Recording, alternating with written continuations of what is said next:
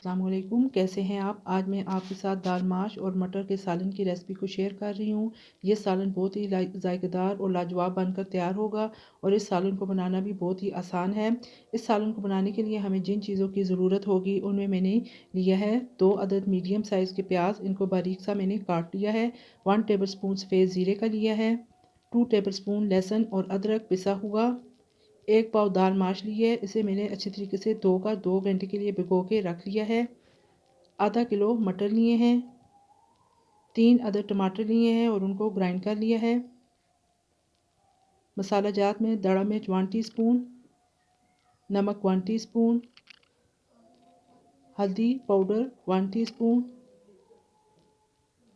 सुर्ख मिर्च powder 1 teaspoon, खुश्क धनिया पिसा हुआ 1 टेबलस्पून, कसूरी मेथी 2 टेबलस्पून।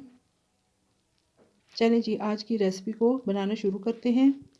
बिस्मिल्लाहिर्रहमानिर्रहीम। प्रेशर कुकर के अंदर हाफ़ कप कुकिंग ऑयल को शामिल कर दें। साथ में प्याज को डाल दें। प्याज को आपने लाइट सा ब्राउन करना है। जैसे ही हल्का सा इसका कलर चेंज हो जाए तो इसके अंदर सफ़ेद ज़ीरा, लहसुन और अदरक को शामिल कर दें। 1 से 2 मिनट तक अच्छे तरीके से फ्राई कर लें। प्याज को आपने डार्क ब्राउन नहीं करना।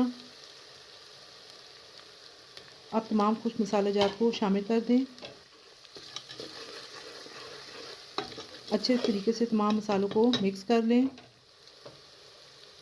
और ग्राइंड किए हुए टमाटर को शामिल कर दें।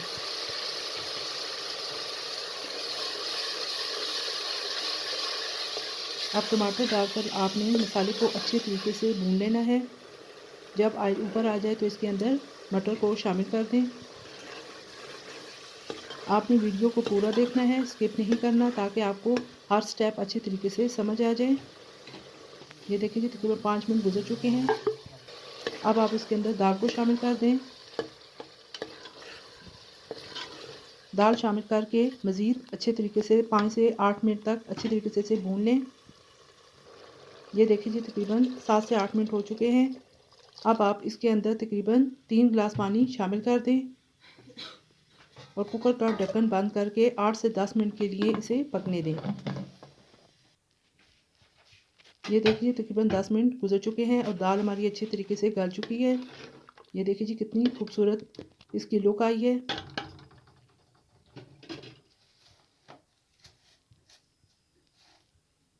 हाफ़ टी स्पून पिसा हुआ गर्म मसाला छिड़क दें। साथ में बारीक कटा हुआ सब्ज़ धनिया और सब्ज़ मिर्चें भी शामिल कर दें। फ्लेम को ऑफ कर दें। अब मैं आपको डिश आउट करके दिखाती हूँ। ये देखिए जी, दाल माश और मटर का सालन रेडी हो चुका है। ये देखने में भी किस कदर खूबसूरत है और खाने में भी उतना ही लजीज और जायकेदार बनकर तैयार हुआ है। आप इन्हीं मसालों के साथ इस तरीके से इस दाल को एक दफ़ा ज़रूर बनाइएगा और मुझे कमेंट बॉक्स में अपनी राय से आगाह कीजिएगा कि आपको मेरी ये रेसिपी कैसी लगी है। अगर आपको मेरी ये रेसिपी पसंद आए तो लाइक कर दीजिएगा। साथ में मेरे चैनल को सब्सक्राइब और शेयर भी कर दें और बेल आइकन को भी प्रेस कर दें ताकि मेरी हर न्यू वीडियो आप तक पहुँच सके। अल्लाह हाफिज़।